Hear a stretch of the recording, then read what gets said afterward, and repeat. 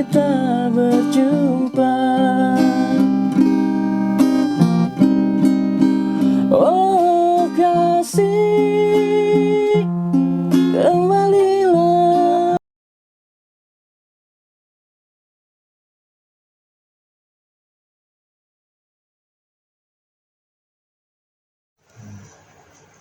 Kenapa kakak selaku kakak kandungnya Dede tidak secara tertutup menanyakan konfirmasi langsung kepada Dede secara empat mata?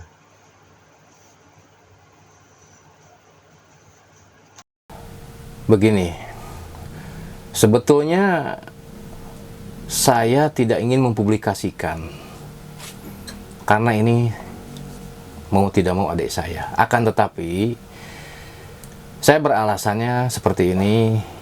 Kenapa? Satu, dikontak susah, didatangin nggak ada. Adapun demikian, malah nomor saya diblok. Sebab menurut saya, permasalahan yang datangnya ke keluarga, terutama ke adik saya pribadi, adik kandung, ini ya, saya tegaskan adik kandung. Saya tidak bisa berpangku tangan hanya diam. Kenapa saya diam? Berarti saya salah kalau mendiamkan. Dampaknya sebabnya ke keluarga, terutama ke ibu saya. Terutama yang terngiang-ngiang di kuping saya orang-orang yang bicara pada saya. Masalah A, masalah B. Saya kan sebagai kakak malu. Tapi saya sebaliknya nggak tahu adik saya punya malu apa enggak itu.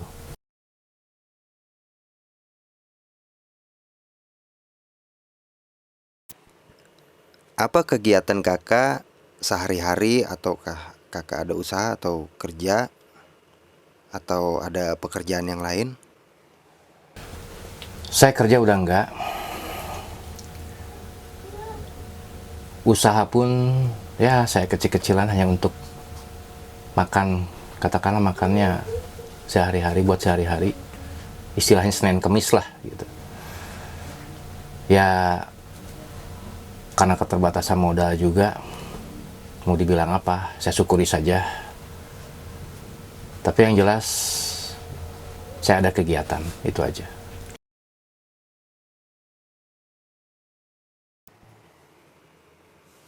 Kapan terakhir Dede mengunjungi kakak, atau terakhir kali kakak berkomunikasi dengan Dede? Alhamdulillah sudah hampir 3 tahun lebih kayaknya ya.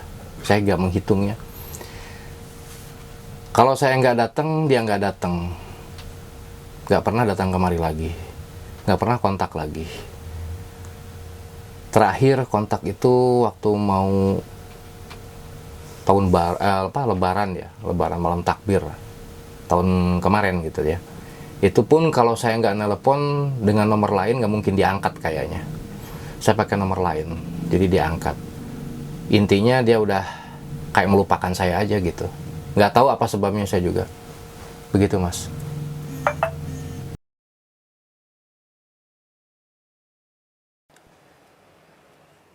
Apakah kakak sudah mengetahui akar dari permasalahan yang sedang terjadi ini? Saya memang orang tidak sempurna. Saya punya kekurangan. Akan tetapi banyak orang-orang yang memperlihatkan dari IG-nya, dari status-statusnya, yang tadinya saya anggap semua itu tidak ada masalah. Saya anggap angin lalu. Akan tetapi lama-lama, karena seringnya banyak hujatan, saya otomatis tidak mau diam saja. Walau bagaimanapun ini adik saya yang harus saya benarkan. Dan saya ngambil kesimpulan, pendapat saya, permasalahan akarnya itu datangnya kan dari masalah penginapan di Bali. Kenapa jadi merebah kemana-mana?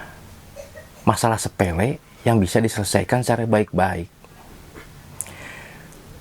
Kenapa harus dibahas masalah politik, masalah popok, masalah segala macam? Saya rasa tidak harus seperti itu.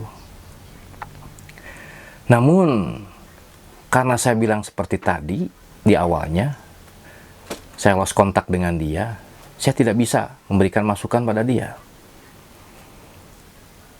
Sebab walau bagaimanapun, namanya seorang kakak kandung, ini adiknya yang punya salah atau punya kesalahan secara moral, perkataan, perbuatan, saya harus membenarkan. Tidak bisa saya berpangku tangan. Karena jujur aja, saya malu. Malu saya dengan perilakunya. Jangan sampai kesannya seperti mengalahkan segala cara untuk mencari uang. Apakah bukan cara seperti itu bisa dinilai sama orang mencari uang? Dikit-dikit di konten, sedikit-dikit di konten. Apa nggak ada konten yang positif? Jadi menurut saya, sebaiknya Dede ini berubahlah. Tidak harus seperti itu. Adapun seumpamanya perseteruan dengan Triswaka, Mas Triswaka, maaf, bisa diselesaikan secara baik-baik. Jangan pernah melihat orang ke segi buruknya. Orang pun ada hal baiknya. Dan memang kalau umpamanya di sana, di Bali, semuanya ada masalah seperti Dede ini. Seperti artis-artis yang lain, kenapa nggak ada yang komplain? Cuman hanya Dede aja yang komplain. Ini yang tidak masuk rasio saya. Kalau memang toh